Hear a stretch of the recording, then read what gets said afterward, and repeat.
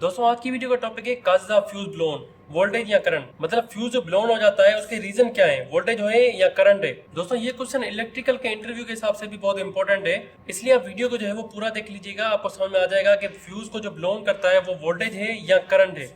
इस वीडियो में हम इस टॉपिक को पूरे को कवर करने वाले हैं। अब दोस्तों इस सवाल को समझने के लिए हम यहाँ पे दो सवाल जो है वो क्लियर करेंगे। एक तो फ्यूज जो है वो हमें किस चीज से प्रोटेक्शन प्रोवाइड करता है, और दूसरा जो है वो फ्यूज किस तरह से जो है वो ब्लोन होता है। यानी कि यही हमारा सवाल हो गया कि वोल्टेज की वजह से या करंट की वजह से।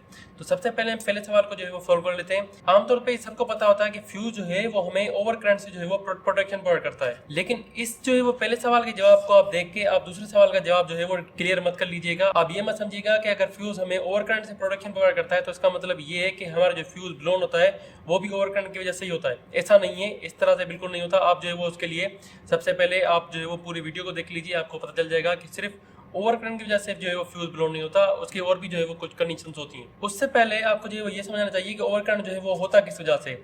अब आपको पता है कि आपकी जो भी इक्विपमेंट, मान लीजिए कि अगर मोटर जो है वो चल रहा है और वो अगर अर्थ फॉल हो जाता है, ठीक है, तो इसकी वजह से भी आपका जो है वो आपका करंट मोटर जो है वो ओवर करंट ले लेता है, जिसकी वजह से आपका जो फ्यूज है वो यहाँ पे ब्लोन हो जाता है। उसके अलावा आपकी मोटर अगर जो है वो ओवर करंट ले रही है, इनको ओवरलोड ले रही है, तो ओवरलोड की वजह से भी आपकी जो है मोटर ओवर करंट लेगी। मतलब अगर वो 10 एम्पेयर की मोटर है, अगर वो जो है वो 11 एम्पेयर लेने लगे किसी भी वजह से, तो 11 एम्पेयर पे अगर फ्यूज लगा होगा तो वो जो है वो उसको ओपन कर लेगा, वो ब्लोन हो जाएगा। उसके अलावा अगर मोटर जो है वो शॉर्ट हो गई, शॉर्ट मतलब बॉडी के साथ भी हो गई या अर्थ फॉल्ट भी हो गई, तो भी आपकी मोटर जो है वो 10 एम्पेयर से अगर ऊपर करंट लेने लगी तो आपकी जो है वो आपका जो फ्यूज है वो ब्लोन हो जाएगा। अब दोस्तों हमने पहले सवाल को जो है वो यहाँ पे बिल्कुल क्लियर कर लिया है, तो इसलिए हम जो है वो दूसरे सवाल की तरफ जाते हैं कि फ्यूज को जो है वो ब्लोन क्या करता है, वोल्टेज या करंट। ये सवाल सुनते ही आमतौर पे जो लोग कहते हैं वो कहते हैं कि करंट की वजह से जो है वो फ्यूज जो है वो ब्लोन हो जाता है, लेकिन ये जवाब बिल्कुल जो है वो गलत है। आप जो है वो पूरी वीडियो देखें, आपको पता चल जाएगा कि ये जवाब जो है वो एक्चुअली गलत है। करंट की वजह से फ्यूज जो है वो ब्लोन नहीं होता।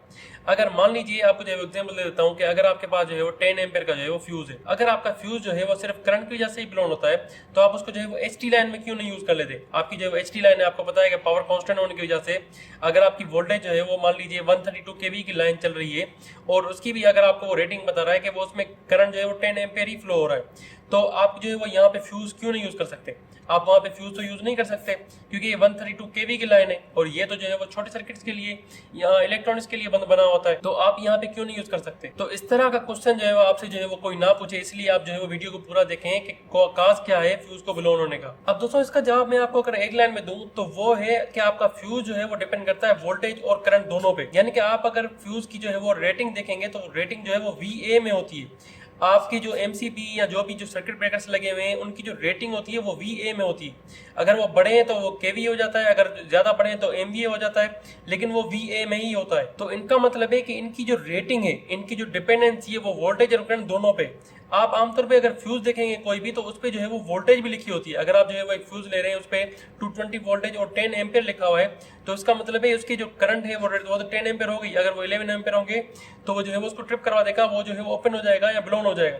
लेकिन ये वोल्टेज पे भी डिपेंड करता है, इसलिए आप ये 10 एम्पेयर वाला जो फ्यूज है जो 220 वोल्टेज पे काम करता है, आप उसको 132 केवी वाली लाइन पे नहीं यूज कर सकते। मान लीजिए जैसे मैंने आपको यहाँ पे एग्जांपल दिया कि जो फ्यूज है वो 220 वोल्ट और 10 एम्पेयर पे काम करता है, तो इसकी जो रेटिंग हो जाएगी वो हो जाएगी 2200 VA।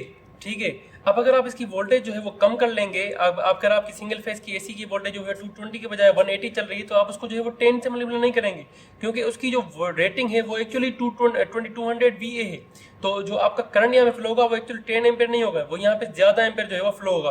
ठीक है, इसी वजह से आपकी जो है वो रेटिंग जो है वो जाके बराबर हो जाएगी VA 2200 VA हो जाएगी। उसी तरीके से अगर जो है वो एक फ्यूज है जो कि 10 एम्पेयर ले रहा है लेकिन उसकी जो वोल्टेज है वो 11 kV है, तो उसकी जो रेटिंग हो जाएगी वो यहाँ पे 1,10,000 हो जाएगी, यानी कि 1,10,000 VA हो जाएगी यहाँ। तो यही रीजन है कि हमारी जो फ्यूज जो ब्लोन होता है वो सिर्फ करंट पे डिपेंड नहीं करता, वो वोल्टेज और करंट दोनों पे डिपेंड करता है। वो यहाँ पे VA पे डिपेंड करता है। आपकी जो भी पावर सप्लाई होती है या जो भी फ्यूज होते हैं, जो भी ब्रेकर्स होते हैं, उनकी रेटिंग VA में होती है, तो वो वोल्टेज और करंट दोनों पे डिपेंड करते हैं। दोस्तों उम्मीद है आपको आज की वीडियो जो है वो पसंद आई होगी, तो वीडियो को लाइक एंड चैनल को सब्सक्राइब जरूर कीजिएगा। पसंद आने की सूरत में मुझे कमेंट सेक्शन में बता सकते हैं। अगर आपको कोई भी क्वेश्चन हो इस वीडियो के बारे में तो आप मुझसे वो भी पूछ सकते हैं। आपकी स्क्रीन में दूसरी वीडियोज आ रही होंगी, आप वो भी देखें। Thank you for watching. Allah Hafiz.